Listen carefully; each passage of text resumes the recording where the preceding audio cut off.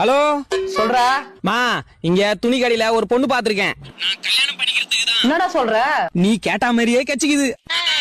நீ எவ்வளவு திட்டினாலும் அந்த பொண்ணு கண்டுக்காது. ஏன்னா அந்த பொண்ணுக்கு காதே கேட்காது.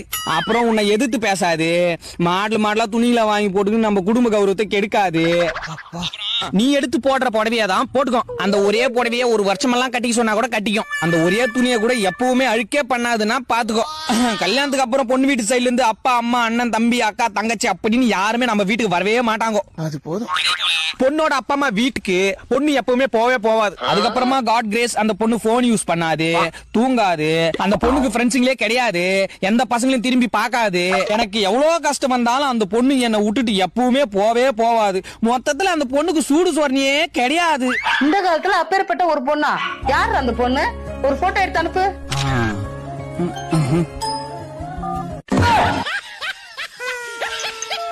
சொல்லு. என்னடா பொண்ணு போட்டோ அனுப்பு சொன்னா பொம்மை போட்டோ அனுப்பிருக்க?